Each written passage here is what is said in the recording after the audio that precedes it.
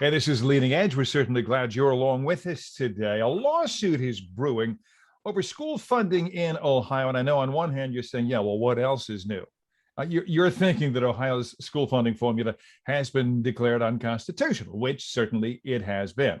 Ohio lawmakers set out to, they say, fix that, but in their most recent Ohio budget, put massive money into the state's school voucher program, which directs public taxes toward private schools. Enter this gentleman, my first guest right here, Bill Phillis, the executive director of the Ohio Coalition for Equity and Adequacy of School Funding down in Columbus. They're part of the effort to challenge the voucher system. It's also the group that, yes, spearheaded those earlier and successful efforts that saw Ohio's school funding formula declared unconstitutional. Mr. Phillis, welcome. I've been reading about you on my newscast for, I don't know, 30 years. We finally get to chat. This is nice. Thank you so much. Hasn't the Ohio Supreme Court already settled the issue of using public funds for private schools, having ruled earlier that Ohio lawmakers could do that? Well, there was a federal case, the case that involved the Cleveland Scholarship Program, where the U.S. Supreme Court ruled that the Cleveland program was constitutional. Now, the problem there, however, was that this was a very narrow case. It involved, and the state argued in defense, that they had to find a way to get these poor children out of a, quote, failing, unquote, district. So it was a very narrow case, and it left the door open for future litigation. Now, our case is going to be filed in the state court system. Okay. Different case altogether. All right. How many school districts are involved in the lawsuit? Well, we started this about 18 months ago. We were asked by a group of board members to help coordinate this effort. And the first year we had 74 districts that paid into the voucher litigation. Now the coalition had an additional 140 or so districts that were involved in our other efforts. Thus far this year, we have about 60 districts that have signed up thus far this fiscal year, which began in July 1. But in terms of both fiscal years, and of course we're a growing coalition, but in terms of both years, we've had more than 80 districts sign up in terms of passing a resolution to join the effort. Bill Phillis is executive director of the Ohio Coalition for Equity and Adequacy of School Funding. Let's do this. Your contention is, at the end of the day, that the voucher funding comes at the expense of public education? Not only that, it comes at the expense of public education, but it has to do with legislative priorities. The Constitution is very clear. The General Assembly shall secure a thorough and efficient system of public common schools. Now that's a thorough and efficient system with tax money. So the legislature's responsibility is a thorough and efficient system of common schools. Now, in the past few years, the legislature has been putting a priority on alternatives, a priority on vouchers, a priority on charters. And in this budget that was recently passed, there's a very definite priority on choice programs, as opposed to the constitutional responsibility the legislature has to fund a thorough and efficient system of common schools, a school system for everyone, rather than a choice program where parents, with tax money can get their tuition paid. Bill Phillis, one thing the budget did, I think, as I read it, was to take the onus of paying for vouchers off the backs of local school districts who were, you talk about the double whammy. First, they're losing the kids, and then they got to pay for their departure, right? If kids take a voucher elsewhere. Wasn't that at least a step in the right direction? Well, it was. I mean, mechanically, maybe we can say it was a step in the right direction, but the end result is the same, whether they take it out at the state level or at the local level. it has the same effect.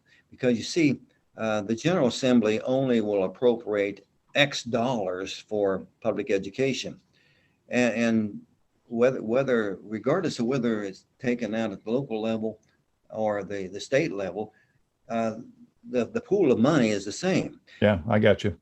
They're funding. They're funding vouchers and charter schools out of the same pool of money that was historically set aside for school districts. For public education. Right. Let me bounce this one. I know you've heard it, but I know some of my viewers are asking it in their heads. I'll ask.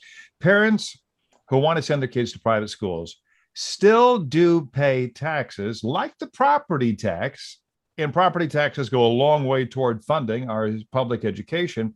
I mean, couldn't they argue that they're being shortchanged, absent a voucher program to help them? In other words, they're paying taxes supporting their local schools, and they're also out of their pocket paying tuition or whatever to go to the private schools.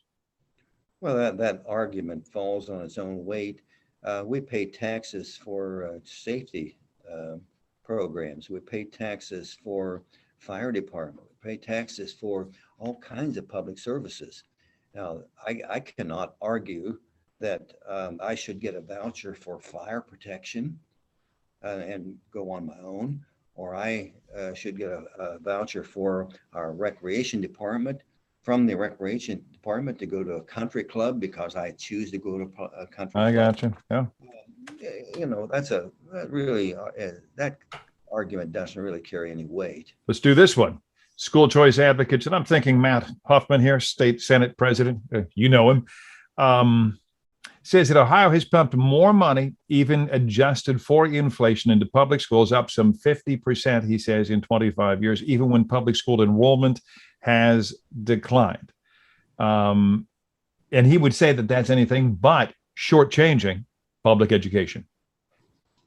Well, we have to illuminate that narrative. We have to understand about inflation. We have to understand about the increased duties, responsibilities that schools have taken on in the past several years. We also need to put it in the short term.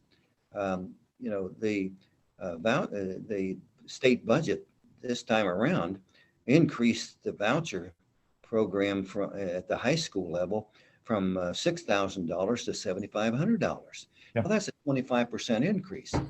Now, and that's just in one fell swoop, 1 year. Now, since 2018, the per pupil foundation level for public school districts has gone up only a few dollars.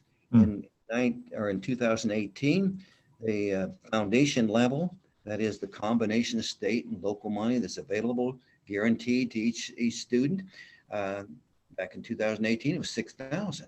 Now, for 2023 fiscal year, that's 2 years out, the amount is just over $6,100.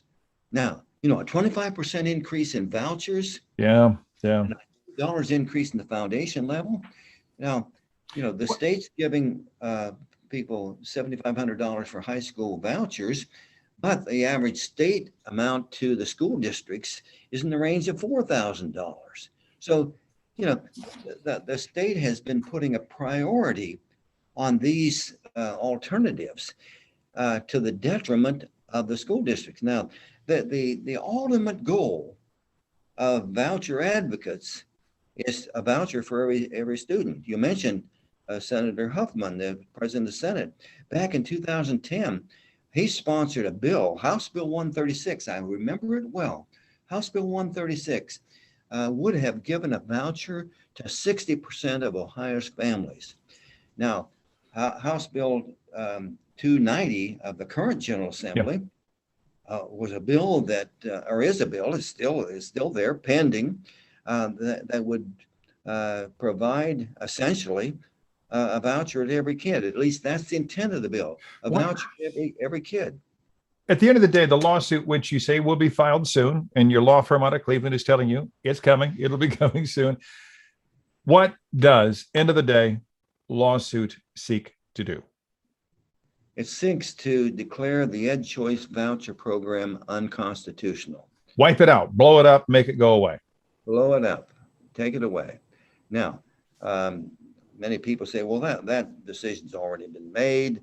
The voucher's been declared legal, constitutional, but that was at the federal level, not at the state level. And that was the first decision had to do with a few kids in Cleveland that were allowed to leave Cleveland at Cleveland's expense to go to primarily a religious school system. Yeah. Now, right now, this is a refund rebate program. All right. We will watch the lawsuit. It's coming soon. He is Bill Phillis, Executive Director of the Ohio Coalition for Equity and Adequacy of School Funding. I want to thank you for being our guest and for keeping us on the leading edge of efforts to find the right and fair way to fund public education, and also to address concerns that Ohio lawmakers have public education, it seems to a lot of us, in their crosshairs. Bill Phillis, nice to meet you. Thanks for spending time with us. And I'll be right back on Leading Edge.